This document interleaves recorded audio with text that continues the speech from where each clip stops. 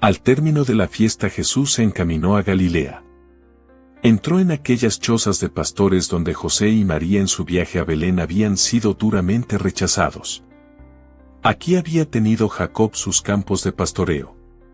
Jesús visitó los albergues de los buenos y enseñó allí. En los de los malos pasó la noche amonestándolos. La mujer vivía aún y Jesús la sanó de su enfermedad. Pasó luego por Aruma donde había estado ya antes. Jairo, un descendiente del esenio Chariot, que vivía en el pueblo de Fasael algo despreciado por los demás y que había rogado a Jesús sanase a su hija enferma, mandó un mensajero para recordar a Jesús su promesa de ayuda. Su hija había muerto. Jesús mandó a sus discípulos que continuasen su camino y los citó para encontrarse en un determinado sitio. Él siguió al mensajero a casa de Jairo, en Fasael. Cuando Jesús llegó a la casa estaba la hija, difunta ya, preparada para el entierro, envuelta en telas y ligaduras y rodeada de todos los laminares, que se lamentaban. Jesús hizo reunir a otros del lugar y mandó desatar las ligaduras y las telas, tomó a la muerta de la mano y le mandó levantarse. De pronto se levantó viva y se irguió en su lecho. Era una joven de 16 años. No había sido buena, no amaba a su padre, que la quería sobre todas las cosas. Se quejaba de él porque socorría a los pobres y se juntaba con los desgraciados.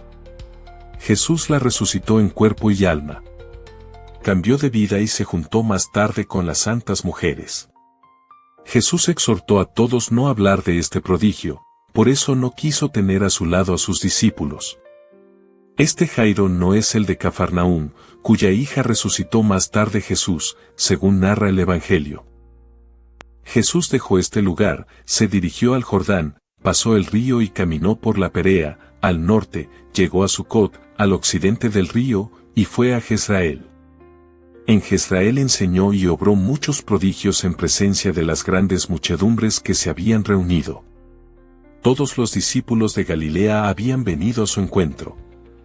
Natanael Chased, Natanael el de Caná, Pedro, Santiago, Juan, los hijos de María de Cleofás, todos estaban aquí.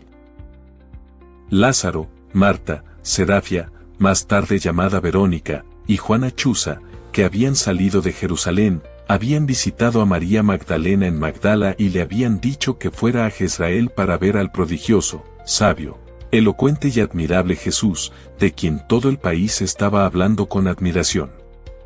Magdalena quiso complacer a las santas mujeres y con mucho adorno y mucha pompa las había acompañado hasta aquí. Cuando a través de una ventana de la posada, donde se alojaba, vio a Jesús caminando por el sendero con sus discípulos, Jesús le dirigió una mirada seria, que le entró en el alma y la cubrió de tanta vergüenza y confusión, que salió del albergue y se fue a una casa de leprosas donde había mujeres con flujo de sangre, en una especie de hospital a cargo de un fariseo. Lo hizo impulsada por un sobrenatural asco de su persona y la vista interior de su miseria. La gente del albergue que la conocía, dijo, allí le corresponde estar, entre leprosas y enfermas de flujo de sangre. Magdalena había corrido a casa de las leprosas para humillarse, tanto le había herido la mirada de Jesús. Había pedido para sí, por vanidad y para no juntarse con otros pobres, un albergue especial y no el común de las otras mujeres. Lázaro, Marta y las otras mujeres volvieron con ella a Magdala y celebraron allí el sábado, pues había allí una sinagoga. Jesús ayuda a unos náufragos. Una cosa he visto esta noche que me impresionó de manera especial. Se levantó un viento muy impetuoso en Tierra Santa, y he visto a Jesús rezando junto con otras personas. Oraba con los brazos extendidos por la liberación de las desgracias. En el mismo momento tuve una visión de lo que pasaba en el mar de Galilea, se había levantado allí una gran tormenta y las barcas de Pedro, de Andrés y del Zebedeo estaban en gravísimo peligro de naufragar y romperse. A ellos los veía dormir tranquilos, en Betania, y sobre las barcas estaban sus criados. De pronto veía yo la figura de Jesús, mientras oraba, aquí, y al mismo tiempo sobre las barcas y en el mar, ya sobre una ya sobre otra, ayudando, alejando el peligro o sugiriendo medios de evitarlo.